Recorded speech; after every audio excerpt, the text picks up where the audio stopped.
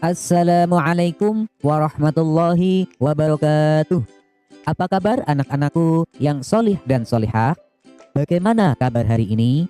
Semoga kalian semua dalam keadaan sehat dan selalu dalam lindungan Allah Subhanahu wa Ta'ala. Sebelum kita mulai pembelajarannya, marilah kita berdoa terlebih dahulu. Bismillahirrahmanirrahim. Rabbi zidni ilma warzuqni fahma. Amin.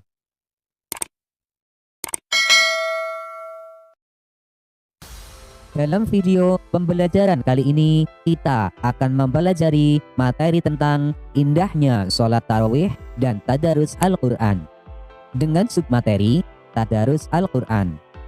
Setelah mempelajari video pembelajaran ini, semoga kalian dapat memahami pelaksanaan tadarus Al-Quran dan dapat mempraktikkan tata cara tadarus Al-Quran. Perhatikan gambar berikut. Gambar tersebut menunjukkan ada beberapa orang yang sedang melaksanakan tadarus Al-Quran. Apa sih pengertian tadarus Al-Quran? Lalu, apa saja manfaat dari tadarus Al-Quran? Ayo simak penjelasannya berikut. Tadarus berasal dari kata darosa, yang artinya mempelajari, meneliti, menelaah, mengkaji, dan mengambil pelajaran. Dengan demikian, tadarus Al-Quran dapat diartikan mempelajari, meneliti, menelaah, mengkaji, dan mengambil pelajaran dari Al-Quran, atau dengan singkatnya adalah mempelajari Al-Quran.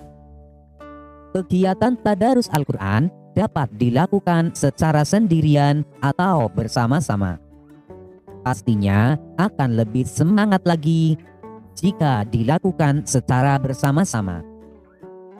Adapun tempat pelaksanaannya dapat dilakukan di rumah.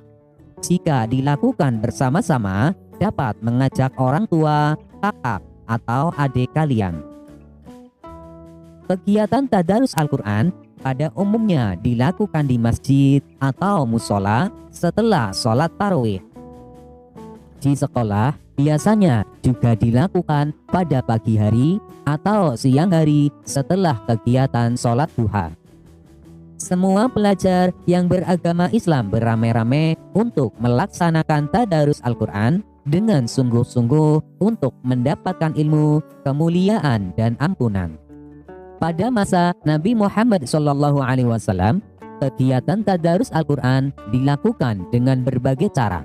Ada yang sekedar membaca hingga khatam, ada yang menghafalnya, dan ada juga yang mempelajari isi kandungannya.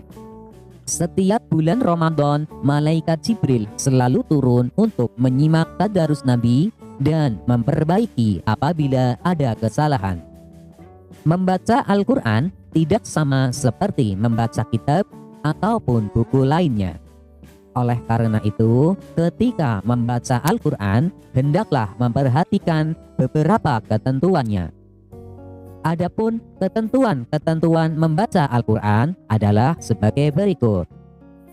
Ketika akan membaca Al-Quran, hendaklah berwudu terlebih dahulu, dengan tujuan agar kita bebas dari hadas kecil.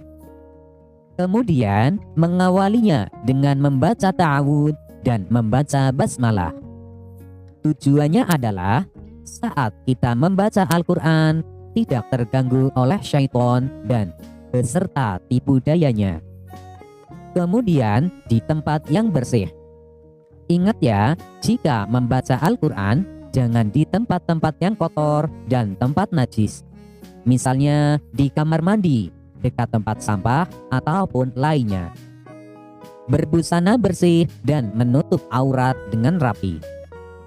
Dengan berpakaian bersih dan menutup aurat, itu berarti kita menghormati diri kita sendiri, orang lain, dan juga menghormati Al-Quran.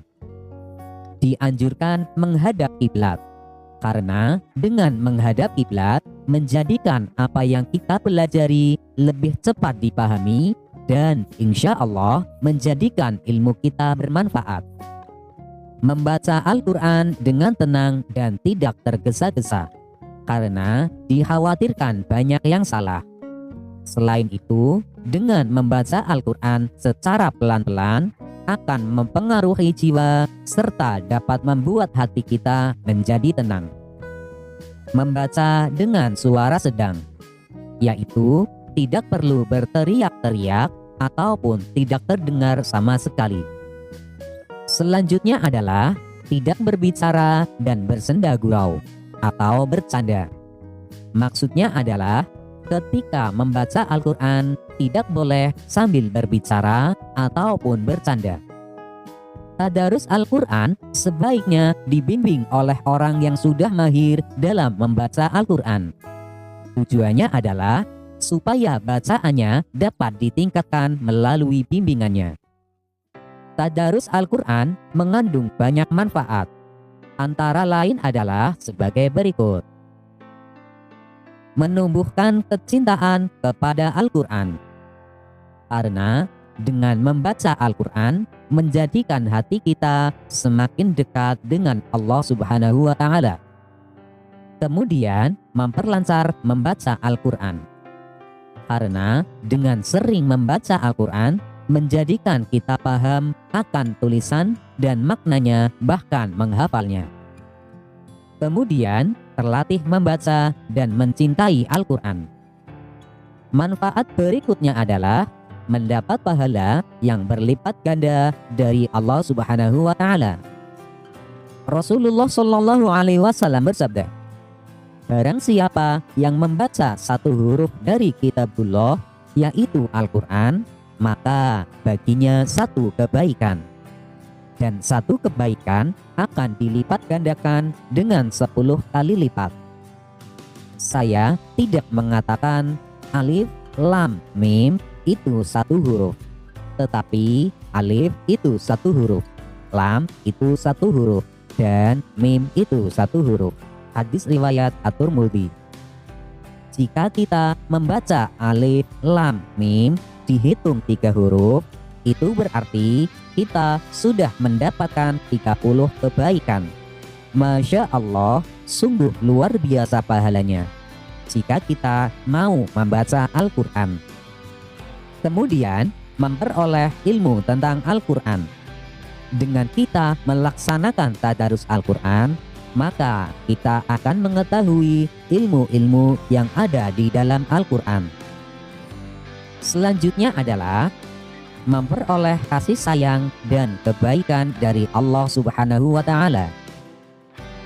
Selain mendapatkan banyak keutamaan tadarus Al-Quran, sayang sekali jika kita melewati amalan tersebut. Lebih istimewa lagi jika pada bulan Ramadan semua amal kebaikan pahalanya akan dilipat gandakan. Rasulullah Shallallahu Alaihi Wasallam bersabda, setiap amal kebaikan yang dilakukan oleh manusia akan dilipat gandakan dengan 10 kebaikan, yang semisal dengan 700 kali lipat. Selain itu, bulan Ramadan juga bulan diturunkannya Al-Quran. Allah Subhanahu wa Ta'ala berfirman dalam surat Al-Baqarah ayat 185. Bismillahirrahmanirrahim. Syahru Ramadan alladzi unzila fihil Qur'anu hudan linnasi wa bayyinatin minal huda wal furqan. Shadaqallahul azim. Artinya, bulan Ramadan adalah bulan yang di dalamnya diturunkan Al-Quran sebagai petunjuk bagi manusia dan penjelasan-penjelasan mengenai petunjuk itu dan pembeda antara yang benar dan yang batil. Berdasarkan ayat tersebut menjelaskan bahwa Al-Quran diturunkan pada bulan Ramadan, yaitu wahyu pertama yang diterima oleh Nabi Muhammad SAW berupa surat Al-Alaq ayat 1-5 di Gua Hiro dengan perantara malaikat Jibril, yaitu pada tanggal malam 17 Ramadan. Anak-anakku yang solih dan solehah, setelah kalian menyimak video pembelajaran ini, ayo jawablah pertanyaan-pertanyaan berikut. 1. Jelaskan pengertian tadarus Al-Quran. 2. Mengapa kita dianjurkan untuk melakukan tadarus Al-Quran pada bulan Ramadan? Jelaskan. 3. Sebutkan 4 keutamaan tadarus Al-Quran di bulan Ramadan. 4. Sebutkan 4 ketentuan dalam membaca Al-Quran. Demikianlah pembelajaran kita kali ini. Untuk materi pembelajaran selanjutnya, tunggu video berikutnya. Wassalamualaikum warahmatullahi wabarakatuh.